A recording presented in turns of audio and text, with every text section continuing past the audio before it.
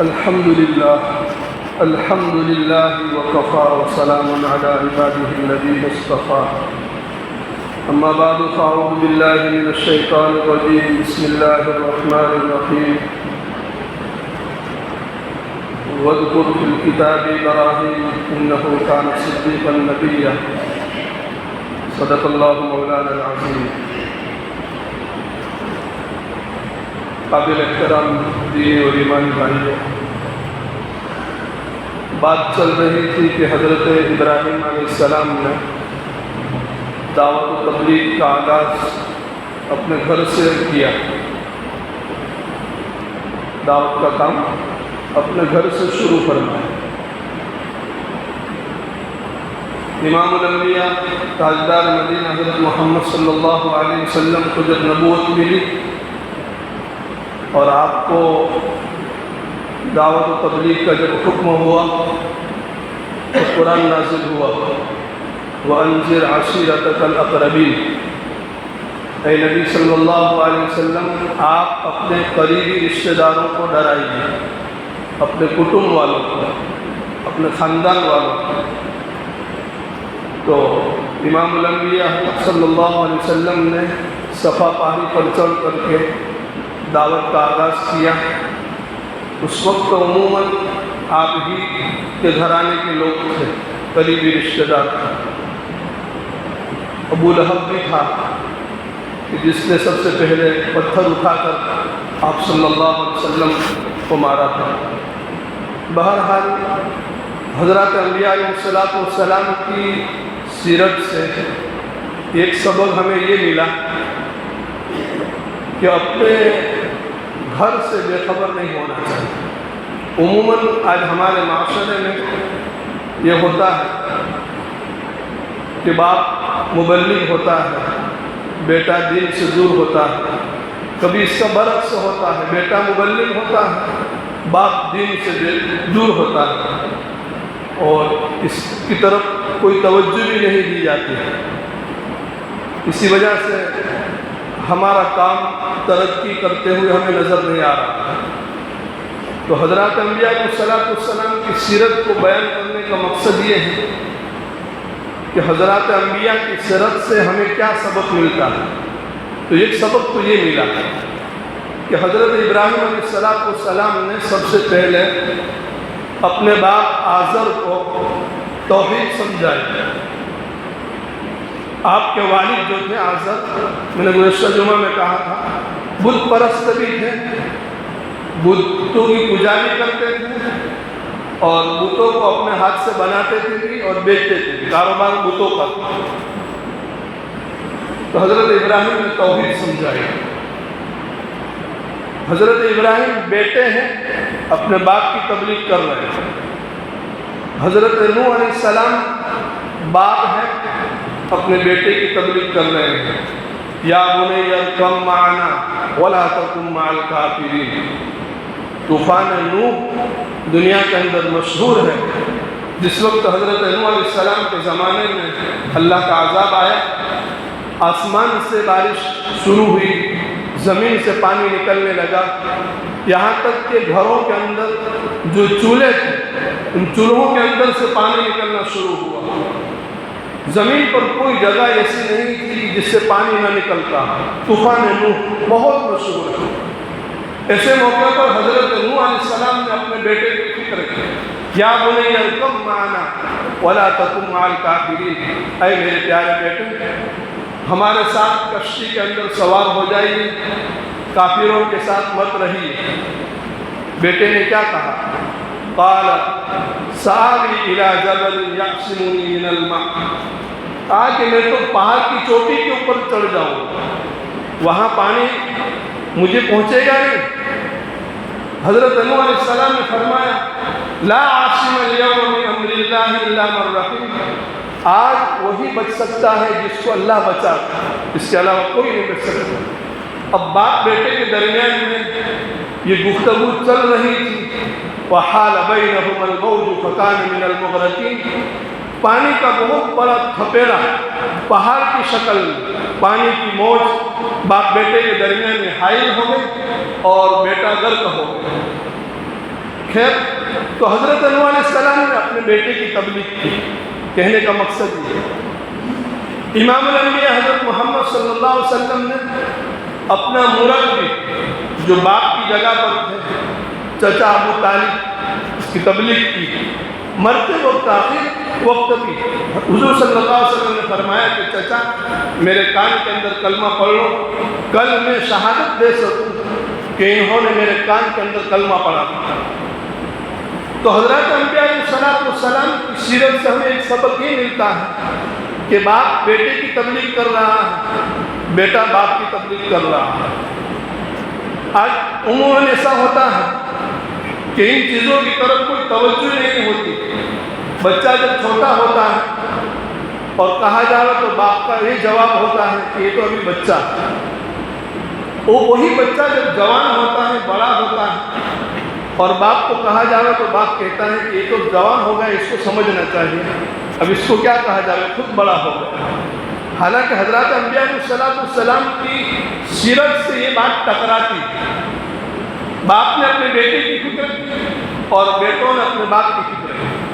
بہرحال حضرت ابراہیم کی سیرت کا ایک پہلو یہ دعوت و تبلیغ، بہت ہی پیارے انداز کے اندر اپنے باپ کو یا ابتی کہہ کر کے، اے میرے پیارے ابا، آپ ایسی چیزوں کی عبادت کیوں کرتے ہو جس میں نہ سننے کی صلاحیت ہے، نہ دیکھنے کی صلاحیت ہے، نہ بولنے کی صلاحیت ہے، نہ آپ کا کوئی کام وہ کر سکتا، نہ آپ کو نفع پہنچا سکتے ہیں، نہ آپ سے نقصان ہٹا سکتے ہیں.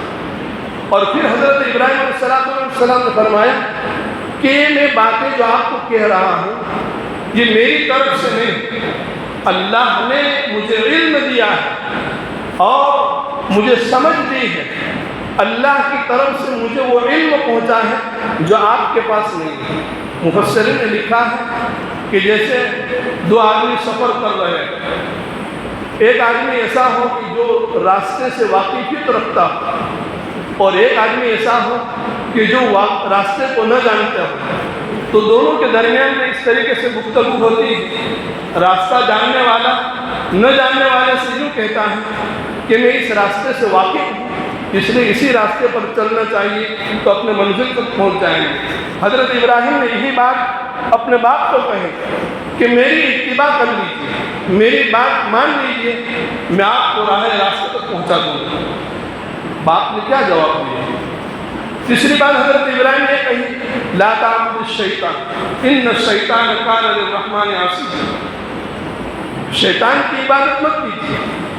تو حضرت ابراہیم کے والد جو تھے وہ شیطان کی عبادت نہیں کرتے تھے، وہ تو بتوں کی عبادت کرتے تھے. لیکن حضرت ابراہیم علیہ السلام نے فرمایا کہ آپ شیطان کی عبادت مت کیجیے، شیطان کھلا ہوا اللہ کا نافرمان. معلوم یہ ہوا کہ جتنے بھی وہ راستے ہیں جو اللہ کی طرف سے انسان کی توجہ ہٹانے والے ہیں وہ شیطانی راستے ہوتے ہیں، وہ ساری کے ساری چالیں شیطانی چال ہوتی ہیں. اس لیے حضرت ابراہیم علیہ السلام نے اپنے باپ سے کہا کہ خدا کو چھوڑ کر بتوں کی عبادت کرنا ایسا ہی ہے جیسا کہ کوئی شیطان کی عبادت ہے. بڑے پیارے انداز کے اندر یہ سمجھاتے رہے، لیکن باپ کی طرف سے کیا جواب ملتا ہے؟ حضرت ابراہیم نے تو یا ابتی، اے میرے پیارے ابا، اے میرے پیارے ابا کہا، لیکن باپ نے یہ نہیں کہا اے میرے پیارے بیٹے.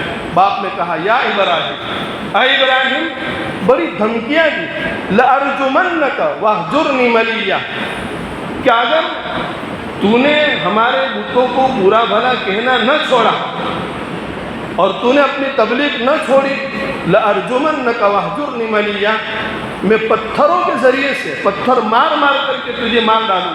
وَاهْجُرْنِي مَلِيًّا، چل میرے گھر سے نکل جا اور ہمیشہ کے لیے مجھ سے دور ہو جا. یہاں مفسرین نے لکھا ہے اور اس سیرت سے ہمیں یہ سبق ملتا ہے کہ دعوت و تبلیغ کرنے کے موقع پر اگر ہمارے ساتھ کوئی بدسلوکی کرے تو اس موقع پر ہماری طرف سے کیا جواب ہونا چاہیے. حضرت ابراہیم علیہ السلام نے بہت ہی مبارک جواب دیا، قال سلام علیک ساستغفر لک ربی انہ کان بی حفیہ. اے میرے پیارے ابا، آپ مجھے پتھروں سے مارنے کی بات کرتے ہیں، لیکن میں آپ کو پتھر سے نہیں ماروں گا، میری طرف سے آپ کو کوئی تکلیف نہیں پہنچے گی۔ قال سلام علیہ کا مطلب یہ ہے کہ میری طرف سے آپ کو کوئی دکھ نہیں پہنچے گا۔ آپ کہتے ہیں کہ چلا جا تو میں چلا جاتا ہوں۔ آگے کیا فرمایا؟ سأستغفر لک ربی۔ یہاں سأستغفر کا مطلب یہ ہے کہ میں آپ کے لیے ایسی دعا کروں گا کہ اللہ پاک آپ کو ہدایت دے دے اور آپ اس قابل بن جاوے کہ اللہ آپ کی مغفرت کر دے۔ مغفرت کی دعا مطلب نہیں ہے، اس لیے کہ کافر کے لیے مغفرت کی دعا کرنا جائز نہیں، ہدایت کی دعا کر سکتے ہیں، مغفرت کی دعا کافر کے لیے نہیں ہوتی۔ تو مفسرین نے لکھا ہے کہ اگر یہاں مغفرت کی دعا مراد لیتے ہیں تو یہ کافروں کے لیے مغفرت کی دعا کرنے کی جب تک ممانعت نہیں آئی تھی اس وقت کی بات۔ یہاں تو یہ مطلب ہے کہ حضرت ابراہیم یہ فرماتے ہیں کہ میں آپ کے لیے ایسی دعا کروں گا کہ آپ کو اللہ ہدایت دے دے، اور جب آپ کو ہدایت مل جائے گی تو آپ اس قابل ہو جائیں گے کہ اللہ آپ کی مغفرت کر دے۔ تو معلوم یہ ہوا کہ کسی کو دعوت دینے کے بعد اس کے لیے ہدایت کی دعا کرنی چاہیے۔ اگر مسلمان ہے تو مغفرت کی دعا کرنی چاہیے، اور اگر مسلمان نہیں ہے تو ہدایت کی دعا کرنی چاہیے۔ تو حضرت ابراہیم نے فرمایا قال سأستغفر لک ربی انہ کان بی حفیظ۔ جب باپ نے اور قوم نے حضرت ابراہیم کی بات نہیں مانی، آپ نے ہجرت کر لی، آپ نے وطن چھوڑ دیا، چلے گئے۔ چلے جانے کے نتیجے میں آپ کو کیا فائدہ ہوا؟ حضرت ابراہیم علیہ السلام کی نسل کے اندر اللہ پاک نے انبیاء پیدا فرمائے، آپ کے بیٹوں میں بھی انبیاء اور آپ کے پوتے بھی انبیاء۔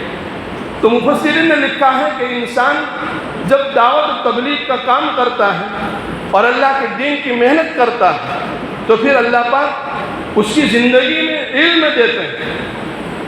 اب حضرت ابراہیم علیہ السلام کی نسلوں کے اندر انبیاء پیدا ہوتے ہیں، حضرت اسماعیل پیدا ہوتے ہیں، حضرت اسحاق پیدا ہوتے ہیں، اور حضرت اسحاق کے بیٹے حضرت یعقوب جو آپ کے پوتے ہیں وہ پیدا ہوتے ہیں، اور اللہ پاک فرماتے ہیں کہ ایک بڑی نسل انبیاء کی حضرت ابراہیم علیہ السلام سے چلتی۔ امام الانبیاء حضرت محمد صلی اللہ علیہ وسلم جو آخری نبی میں نے گزشتہ کہا تھا، وہ بھی تو حضرت ابراہیم علیہ السلام کی نسل حضرت اسماعیل سے۔ تو پوری زندگی حضرت ابراہیم علیہ السلام کی قربانیاں ہی قربانی۔ یہ دعوت کا ایک پہلو۔ اس کے آگے جب بیٹے تھے تو باپ کو اللہ کے لیے قربان کر دیا، اور جب باپ بنتے ہیں یعنی حضرت اسماعیل پیدا ہوتے ہیں تو حضرت ابراہیم باپ بنے، جب باپ بنتے ہیں تو بیٹے کو اللہ کے لیے قربان کر دیا، وطن کو قربان کر دیا، خاندان کو، گھر والوں کو قربان کر دیا، قربانی ہی قربانی۔ لیکن حضرت ابراہیم علیہ السلام کی قربانی ضائع نہیں کی، اور قربانی کی آخری قریب حضرت اسماعیل علیہ السلام کو ذبح کرنے کا جب حکم ہوا تو حضرت ابراہیم علیہ السلام نے حضرت اسماعیل کو ذبح کرنے کے لیے تیار ہو گئے۔ اگرچہ اللہ پاک نے ذبح نہیں ہونے دیا، لیکن یہ ادا اللہ پاک نے اتنی پسند فرمائی کہ جس کے نتیجے میں جنت سے دمبا بھیجا جو حضرت اسماعیل علیہ السلام کی جگہ پر حضرت ابراہیم نے ذبح کی۔ میں بہت مختصر آخری ذی الحجہ کے چونکہ عشرہ شروع ہونے والا ہے تو کچھ موٹی موٹی کام کی بات ہے، اگر مستقل ایک ہی عنوان پر بات ہوتی رہے تو گھنٹوں تک ہوتی رہے، لیکن اس وقت کی ضرورت کیا ہے؟ ابھی ذی الحجہ کا عشرہ شروع ہونے والا ہے، 29 تاریخ اتوار کے دن پڑتی ہے۔ اگر 29واں چاند ہوا تو پیر یعنی سوموار سے ذی الحجہ کا مہینہ شروع ہو جائے گا، اور اگر 30واں چاند ہوا تو منگل سے شروع ہوگا تو جمعرات کو عید ہوگی۔ بہرحال ذی الحجہ کا جو پہلا عشرہ ہے 1 تاریخ سے لے کر 10 تاریخ تک جو قربانی کا ایام ہے، حج کا ایام ہے، احادیث کے اندر اس کے بڑے فضائل آئے ہیں۔ اس کے اندر حج کے سارے ارکان جو ہیں یہ ذی الحجہ کے پہلے عشرے کے اندر ہوتے ہیں۔ حج کے 5 دن جو ہیں وہ ذی الحجہ کے پہلے عشرے کے اندر تو ہیں، اور حج کا بڑا اہم رکن وقوف عرفہ، عرفات کے میدان میں تمام حجاج کرام جو جمع ہوتے ہیں، اور رکن اعظم ہے حج کا جس کے بغیر حج ہوتی ہی نہیں، یہ بھی ذی الحجہ کے انہی دنوں کے اندر ہوتا ہے۔ تو حج کے 5 دن انہی دنوں کے اندر ہوتے ہیں۔ حدیث میں آتا ہے کہ ان 10 دنوں کے اندر ہر نیک عمل کیا جانے والا باقی دنوں کے مقابلے میں اللہ کو بہت پسند ہے۔ عام دنوں کے مقابلے میں جو نیک عمل کرے اس میں، اور ذی الحجہ کے ان 10 دنوں میں جو نیک عمل کرے اس میں زمین اور آسمان کا فرق ہے۔ نمازوں کا بھاؤ بڑھ جاتا ہے، قرآن کی تلاوت کی فضیلت بڑھ جاتی ہے، روزے کا ثواب بڑھ جاتا ہے۔ ایک دن کا اگر کوئی روزہ رکھے 1 سال کے روزوں کے برابر کا ثواب، ایک رات کی کوئی عبادت کرے لیلۃ القدر کی عبادت کے برابر، کوئی معمولی چیز ہے۔ اور یوم عرفہ کا کوئی روزہ رکھے 9ویں ذی الحجہ کا، تو 1 سال پہلے اور 1 سال بعد کے گناہ معاف ہو جاتے ہیں۔ یوم عرفہ جس دن عرفات کے میدان میں حجاج کرام جمع ہوتے ہیں، لیکن مراد وہ ہے جہاں انسان رہتا ہے اور وہاں کے حساب سے جو 9ویں تاریخ پڑے گی وہی عرفہ کا دن مراد ہوگا۔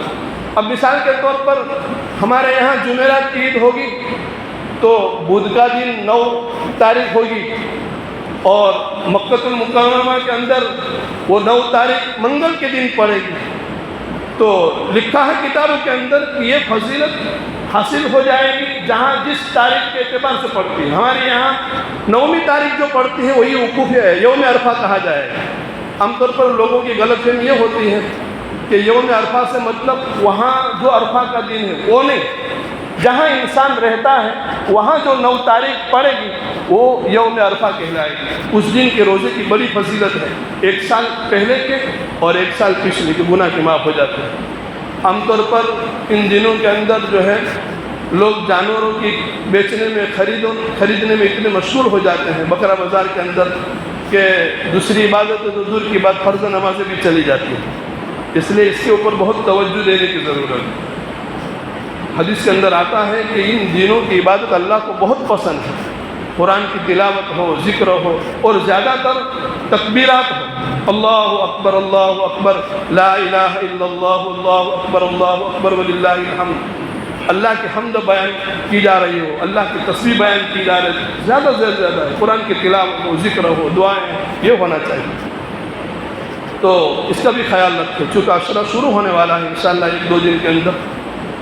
دوسری ایک بات مجھے یہ بیان کرنی ہے کہ جانوروں کے خریدنے میں عموماً ایک غلطی یہ ہوتی ہے کہ جانور کی عمر کا لحاظ نہیں کیا جاتا۔ دیکھو، قربانی جب اللہ کے لیے کرنی ہے تو سارے شرائط کے ساتھ آپ قربانی کریں گے تو آپ کی قربانی قابل قبول ہوگی۔ جانور کون سا ہونا چاہیے، کیسا ہونا چاہیے، اور اس کی عمر کیا ہونی چاہیے، یہ شریعت نے طے کر دی۔ اس میں ذرہ برابر بھی آگے پیچھے ہوگا۔ آپ چاہے 1,00,000 روپے کا پالا خرید کر کے قربان کریں، اگر 2 سال میں 1 دن بھی کم ہوگا تو آپ کی قربانی تو نہیں ہوگی۔ عام طور پر یہ رواج میں سے بالکل نکل گئے۔ خریدتے وقت بیچتے وقت اس کا کوئی تذکرہ نہیں، نہ بیچنے والا اس کا کوئی تذکرہ کرتا ہے نہ خریدنے والا اس کا کوئی تذکرہ کرتا ہے۔ اگر پوچھا جائے کہ بھائی یہ 2 سال کا ہے تو وہاں خاموش ہو جائے گا کہ اس کا علم ہمیں نہیں ہے۔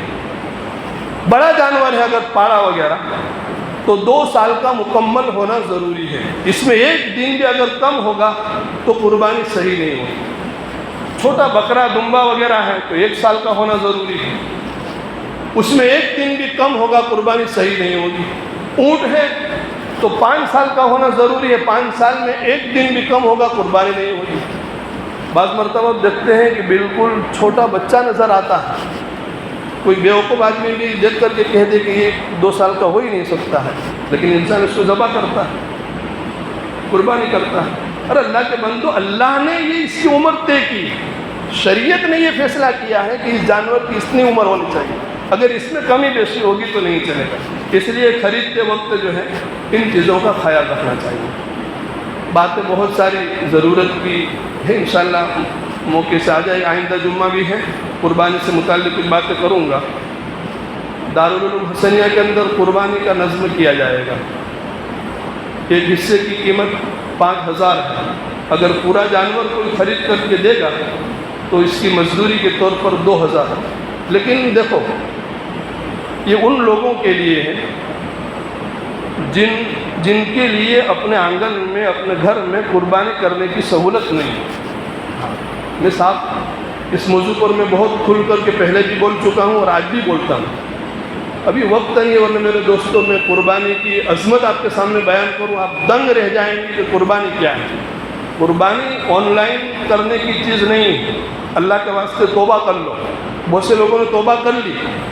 قربانی کو آن لائن مت کراؤ، قربانی ایک اللہ کی بہت بڑی عبادت ہے، اس کو اپنے ہاتھ سے کرو، اپنی نظروں کے سامنے کرو، اپنے گھروں میں کرو۔ اپنے شہر کے اداروں میں جہاں قربانی ہوتی ہے ان لوگوں کے لیے ہے جن کے لیے اپنے گھر کے آنگن میں سہولت نہیں ہے، تو بہتر طریقہ یہ ہے کہ اپنی پسند کا جانور خرید کر کے وہاں دے دو کہ بھائی یہ قربانی کر دو۔ سمجھ پڑی؟ یہ سب سے آسان طریقہ، اس سے آگے کا کوئی مشورہ میں نہیں دیتا ہوں۔ یہ اپنے یہاں سہولت نہیں ہے تو جانور خود خریدو، اپنی پسند کا جانور خرید کر کے اپنی حیثیت کے مطابق پھر مدرسوں میں دے دو کہ ان کی قربانی ہماری نظروں کے سامنے ہو جائے، اگر ہمیں گوشت کی ضرورت ہے تو گوشت بھی ہم کو مل جائے گا۔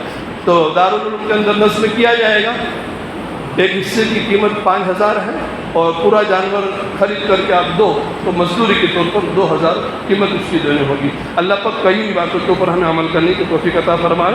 وآخر دعوانا ان الحمد للہ رب العالمین۔